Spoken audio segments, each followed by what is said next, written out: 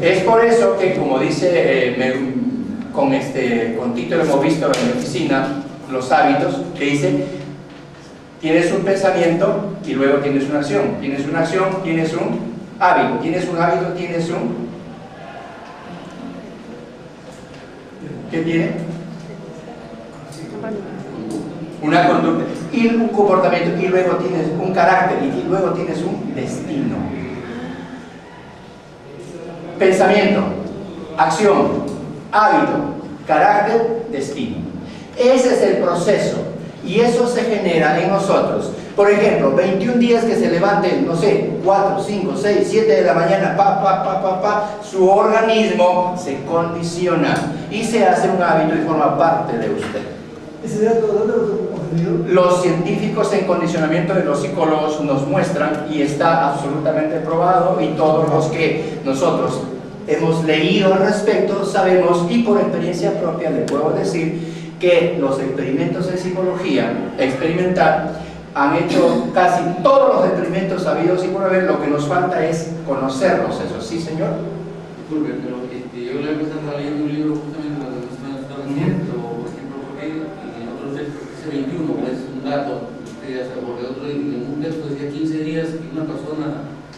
En realidad, por eso cada especialista o investigador tiene algunas conclusiones. El punto general, para no hablar de 21, ni de 15, ni de 10, ni de 20, es que un hecho consecutivo y con repetición espaciada genera un hábito. Exactamente, por ejemplo, hay familias, voy a decir esto más rápido. Hay familias que no se acostumbran a comer la verdura, la ensalada, la lechuga, el pepinillo, el pimiento, el apio, etc. Entonces sus hijos jamás aprendieron a eso. Van a una reunión, les sirven una ensalada de apio maravillosamente de altísimo nivel y dicen, ¿qué es esto? Sin embargo, ayer en un restaurante vi a una nenita de 6, 8 meses cogido el pepinillo acá y así. Esa niñita va a comer pepinillo por su condicionamiento y su programación. Igualmente sucede más evidentemente con la comida. Un niñito acá de 2 años tranquilamente soporta un grado de picor del ceviche, porque le han dado a probar. Una persona que nunca se expuso al picante no podrá comer. Igualmente en México es normal el tequila. Al que nunca le probó el tequila le ponen uno y lo noquean. Exactamente todo tiene un proceso progresivo. Así como en la gimnasia, así como el entrenamiento, así como el estudio, así como todo lo que nosotros aprendemos viene a ser habilidades y competencias que se pueden desarrollar progresivamente, paso a paso. Y los hábitos que queremos dejar no lo podemos dejar hoy y mañana, no. Así como el que tiene alcoholismo, la enfermedad del alcoholismo no lo puede dejar, va a tener un proceso de desintoxicación y de reversión del condicionamiento. Ahí en ese caso ya es psicológico, emocional y también fisiológico. Todo cambio implica un proceso gradual. Cuando es gradual es saludable y además garantía de que va a ser sólido. Un intento de un día no pasa nada. La distinción entre una reacción y una respuesta es muy simple. La respuesta es automática, básica, autónoma y refleja, y la reacción es un proceso cognitivo. Si queremos pasar a la fase de la respuesta, es necesario desarrollar nuestra personalidad y nuestro condicionamiento. Revertir. Sigue, por favor. Aparte, reaccionar es la elección negativa y responder es la elección positiva, inteligente, desarrollada. ¿Cuánto nos falta para poder llegar a responder? Eso lo dice nuestra formación, nuestro nivel sociocultural, nuestro grado de conocimientos y nuestro interés en valores y principios que nos permitan a nosotros llevarse bien. Hay gente que jamás tiene problema con nadie y hay gente que por donde va riega su aroma de conflicto absolutamente. En mi criterio no debe haber ni policías, ni jueces, ni fiscales, ni abogados, ni nada de eso. En mi criterio. Porque eso existe porque la gente reaccionamos solamente y no respondemos.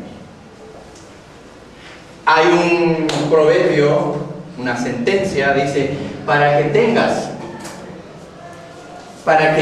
entables un juicio, tienes que tener un costal de dinero y 2 costales de paciencia. Otro dice, es mejor un mal arreglo que un mal juicio. ¿Han escuchado esas máximas? Eso es fruto de la sabiduría popular. Entonces, nosotros podemos elegir.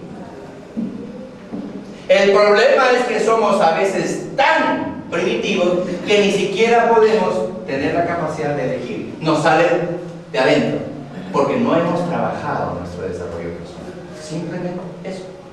Adelante. Utilizar los 4 pasos para aprender a responder en vez de reaccionar. Paso número 1. Recuerde que cuando alguien lo lastima, muy probablemente ellos también están sufriendo. Una pequeña lección de sabiduría. En un barrio había un señor muy, digámoslo así, culto, desarrollado, noble, y había una persona, vecino, que era lo contrario. Que era lo contrario quiso burlarse de ese señor noble, decente, educado, va y en su cumpleaños va y le regala una fuente de basura. Para hacerlo más crítica la situación, ponga el excremento ahí. Va y le manda de vuelta una fuente de basura. Y va y les entrega con varias personas que estaban para burlarse de él. Recibe y le dice muchísimas gracias por su gentileza. Y pasa, lo abre y ve. Y ya se están retirando, ja, ja, ja. No, le dice, perdón, espere un momentito, quiero devolverle la gentileza. Y va y lava la fuente, corta de su jardín unas flores y las pone ahí en los pétalos. Y le dice, yo también quiero darle algo. Y le da la misma fuente lavadita y con pétalos de flores. Y le dice, no se preocupe, solo damos lo que tenemos.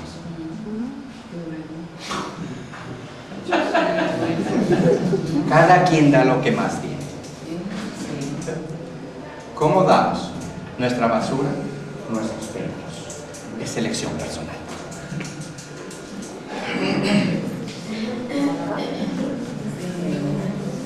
Utilizar los 4 pasos para aprender a responder antes que reaccionar. Ya estamos en el paso 2.